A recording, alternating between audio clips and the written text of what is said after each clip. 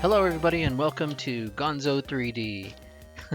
So everybody right now is playing with the new procedural content generation tools in Unreal 5.2 previews. And I have been too, and I want to show you some of the things that I've discovered. And hopefully you find something that's fun for you to work with your tools. So starting out with just a volume here, and I'm using a surface sampler node. Let's have a look at it. So the input is landscape. It goes through a surface sampler node. I scaled down the transform points, really small, and I'm just spawning a cone. Okay, really simple. And I thought, well, it'd be interesting if I can draw my own shape because I don't only want to have a cube on there. So I experimented around with different kinds of shapes that we can use and connect into the same PCG graph. So the idea here is that we can use something like the modeling tool. I'm using the poly extrude tool here, and I'm making sure that my output type is static mesh. And later on, we're going to go right down to the bottom of the menu here, and we're going to convert this mesh to a volume. But we want to have the static mesh first for a very key reason that I'm going to show you really soon. So we're going to create any shape that you like. And when you click on the last point to complete the shape, you're going to be able to extrude it upward. So here it is. Here's our shape extruded out. So once that's done, we're going to have a new static mesh in our asset browser. So that's really good because if we make a mistake, here it is. So if we make a mistake later and we need to recreate that same shape and we were happy with it, then we can always have that to come back to. So once you do that, you can say, okay, well, what's the name of this? Um, what's the name of this? This is called new PCG graph. So this original one, we're going to stem everything off of this original one. So what we do is we can duplicate this. I'm just using Alt. I'm going to bring it over here to where I want this to be. And what I'm going to do is I'm going to replace this with my static mesh shape. So I'm going to select my static mesh here. I'm going to go mesh to volume, minimum polygons. It seems to like simple meshes. And the new volume that's going to be created, we want to make sure that that says PCG volume. And we want to know the name of this one. So this is new PCG graph 2. So we're going to come over here. So the target volume is going to be that new PCG graph 2. And what it's going to do is it's going to replace it. So we'll click on accept. And it's massive. Why did that happen? Let's resize that down. Oh, because it took the same scale values from, that's why it happened, because it took for the same scale values as this, which has 25, 25, and 10. And so this also got 25 and 25 and 10. So all you have to do is click on the arrow key here to reset that to its default scale. So that was fine. That was a bit scary there, but that's one of the things that you should you should watch out for. You might run into that yourself, so it's good that you saw that. So yeah, so with that basic little workflow, this is what I recommend. You duplicate the PCG volume, you get your static mesh over here, and this is PCG graph 3, so we get this and we convert it to a volume, and we say it's going to be PCG graph 3 and accept, and there it is. Hello. Cool. Now here's why I'm recommending to do that. Notice how if I press G, I'm going to leave my selection. I'm going to go back to selection mode here so we can have a nice big screen to look at. Now look at this. If I press G, notice how I'm hiding my sort of widgets here, and I can see my spawned geometry from these volumes, but not from these volumes. And look at this. I was experimenting with these as well, and it didn't work. You see how I can't render these? And these don't render in the sequencer either. And I do a lot of linear content, so I need to render it from the sequencer. And this isn't going to work. So the reason why these don't work is because what I did was on these, now this is what you don't do. Let me be an example of what not to do here, right? I'm going to convert this to the volume, but I'm not going to connect it. So if I go new volume and I just clear out this option. So it's just going to create the volume, right? And then I can come down into the details panel for that new volume shape, and I can connect it to anything I want here. So if I can connect that to that and then come up here and press generate, I am going to get my shapes. But if I press G, it disappears. So that's the test. If you press G and it goes away, then you know you've done it wrong, and you're going to have a bad time when you try and render it later. Just make sure. Now this could change. This is using 5.2. This is using the 5.2 preview.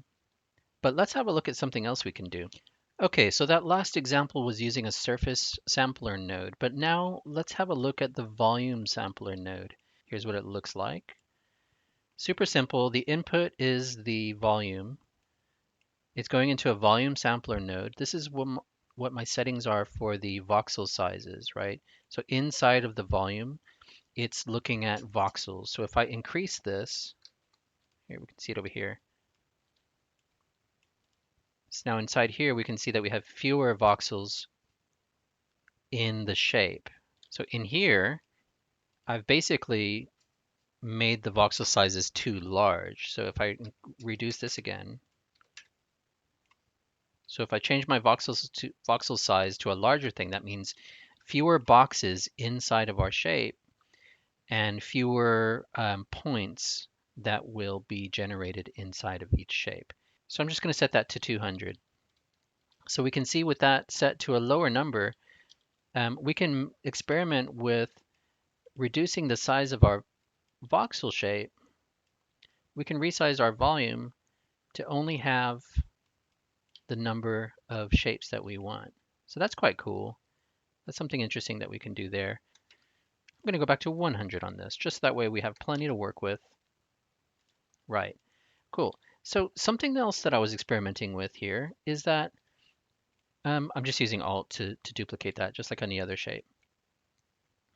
In our details graph for this volume that is selected, if we scroll down here to where we see brush settings, check this out.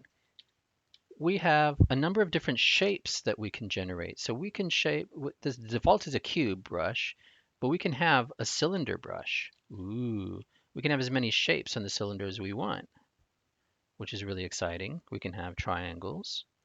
We can have, oh, that's big. That was exciting. I changed the shape and it wanted to generate quite a lot of points. And as a result, the computer hung for a little while. So watch out for that.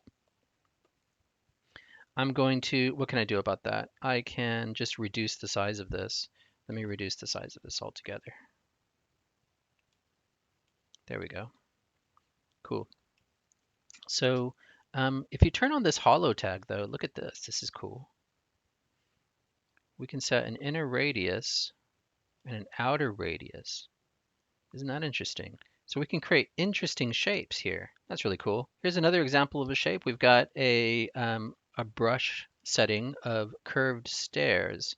And I was able to tweak the settings just to have this curved stair shape to get some interesting shapes there. So that's really cool. Here's a shape that did not work. This did not work. I converted this one. You can see how it's a very complex sort of spirally ice cream cone shape.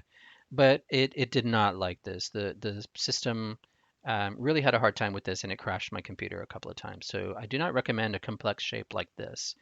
Keep it kind of simple if you can, right? So the last thing I want to show you on this scene is that if we create a level sequence and we add our volumes here, so this is volume test 6. So what you do is you create a sequence, you drag your volume into the sequence, and then you can animate. So that's fun. You can animate these shapes. Now, the thing is, notice how in our camera cuts view, so here's my camera cut. If I press play, it goes away. Now what happened? Remember, if I press G, you can see that I didn't create these volume shapes properly. I need to do that in the other workflow that I recommended earlier, which is this one. We can see the result of this one because I went through and did the workflow where I duplicate a working one, and then I convert the static mesh to the volume, and then we tell it to replace this default volume here. So I'll end the video with this example here. It's just another volume sampler. Here are the settings for it. It's quite large, and I'm spawning in a couple of asteroids here, big rocks, and this is what it looks like. So we've got a cylindrical volume shape doing an asteroid field. We've got a little spaceship, and then we have a level sequence that is moving it along.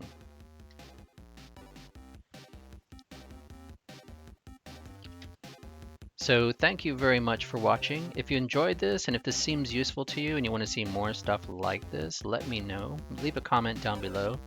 And also leave a comment down below if you know of how to use some more of these nodes. I'd really be interested to learn how to use more of the nodes, especially the texture sampler node or anything else that seems useful. I'm keen to try a lot of things that aren't building forests, because everybody's going to be building forests, and I want to try different stuff.